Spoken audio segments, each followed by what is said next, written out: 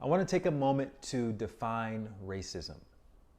So if this glass of water represents any of the recent racial incidents that we've all seen on video, racism is the room that I'm sitting in. In other words, racism is much bigger than any single incident. And it's so pervasive that it's hiding in plain sight. It's in the circumstances in which the incidents take place. Racism is in the questions that we ask ourselves about the incidents. It's in our automatic presumptions of guilt toward the victim.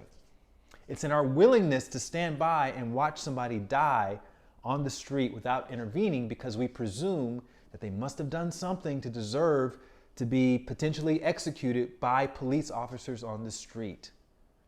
Racism is in our desire to research a victim's past to see if there's any evidence of criminal wrongdoing so we can confirm that our inherent racial bias about his guilt was correct. It's even in our paralysis, right? When we say stuff like, I don't know what to say, or I don't know how to speak out. It's because society's inherent racism causes us to disconnect from our own humanity. So we don't even see the victim of racism as a full person, as a family man with kids and hobbies and goals and dreams just like us.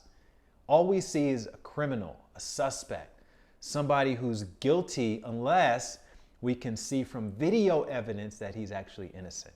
And even if it looks like he's just jogging, why was he walking around in that house that was under construction that all those white people also walked around in? That's what racism is.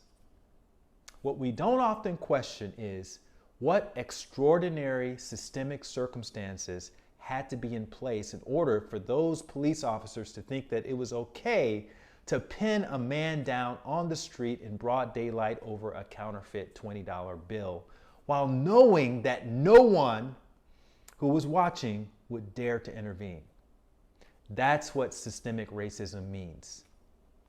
Imagine if a wealthy white person was being pinned down by 4 black officers and a group of all white business owners were standing around watching and filming. Now, do you think they would have just stood there as this guy was saying, I can't breathe? Why didn't the black people intervene? What circumstances prevented the black bystanders who were saying on tape, you're killing him, from doing the same kind of act of humanity by stopping those officers?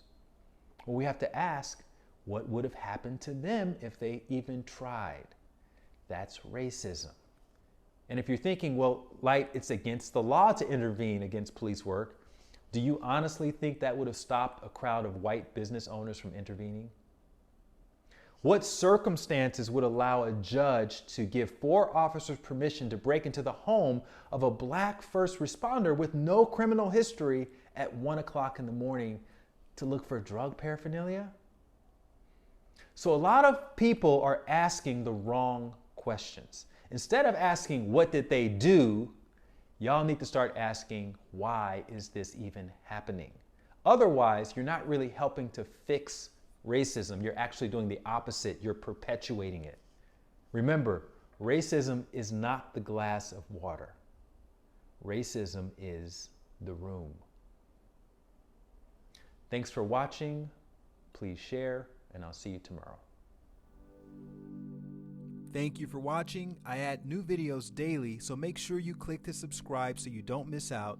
And if you want to see the next insight, just click on over to the right. You can also follow me on Instagram @LightWatkins, and I look forward to seeing you next time.